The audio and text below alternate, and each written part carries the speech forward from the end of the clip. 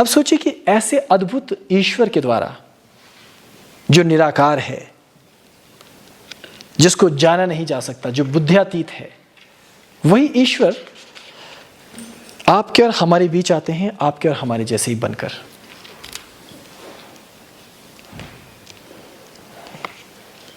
और जब वो अपनी लीला करके चले जाते हैं तो हम उनकी याद में मंदिर बनाते हैं, मूर्ति बनाते हैं, उनके ग्रंथों को संभाल कर रखते हैं। तो मलेच्छों को ये भाता नहीं है। इसलिए मलेच्छ लोग अपनी किताबों में लिखते हैं कि मूर्तियों को तोड़ डालो। क्यों? क्योंकि वो मूर्तियां याद दिलाती हैं। मलेच्छ कहते हैं मूर्तियों को तोड़ डालो, मूर्ति पूजकों को मार डालो। इसलिए कहते हैं क्योंकि ये मूर्तियां हमें स्मरण दिलाती है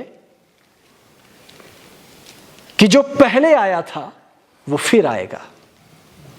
जिसने पहले आपको मार्ग दिखाया था वो फिर आपको मार्ग दिखाएगा। वो आपको स्मरण दिलाती हैं वो प्रतिमाएं कि किसी ने वचन दिया है, यदा यदा हि धर्मस्य। और आपको कहीं ये याद न रह जाए कि वो लौट कर आने वाला है, आपको कहीं ये याद ना हो कि वो लौट कर आ गया है, या आपको कहीं ये ना लगे कि उसका शब्द आपके भीतर है तो तुम ही वो हो। इसलिए वो आपके ग्रंथों को जला देना चाहते हैं, आपके मंदिरों को मिटा देना चाहते हैं, आपके गुरुओं को हटा देना चाहते हैं, आपकी मूर्तियों को नष्ट कर देना चाहते हैं। और मैं कहता हूं कि मूर्तियों की संख्या बढ़ाओ, मैं कहता हूं ग्रंथों की संख्या बढ़ाओ, मैं कहता हूं मंदिरों की संख्या बढ़ाओ, मैं कहता हूं संतों की संख्या बढ़ाओ, जो हर क्षण आपको याद दिलाएं कि मुझ में तुझ में बस भेद यही, मैं नर हूं तुम नारायण हो। और न जाने कब उस नारायण की अनुकंपा आप पर हो जाए और आपके भीतर ही वो नारायण प्रकट होकर आसुरी सभ्यता का अंत आरंभ कर दे। इसलिए समस्त असुर, समस्त दैत्य और समस्त कलयुग अच्छे से जानता है कि कोई है जो उसका अंत कर सकता है और करेगा ही, क्योंकि वचन देकर गया है तो वचन तोड़ेगा नहीं।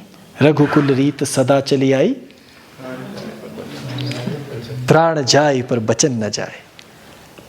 तो इसलिए चिंता मत कीजिए। वो आपके ग्रंथों को झूठ कहेंगे, वो आपके मंदिरों को तोड़ने की हजारों बार कोशिशें करेंगे, वो कहेंगे कि आपके ग्रंथों में कुछ भी नहीं है, वो आपके पुस्तकालयों को आग लगा देंगे, आपके संतों पर आरोप लगाएंगे। चिंता मत कीजिए।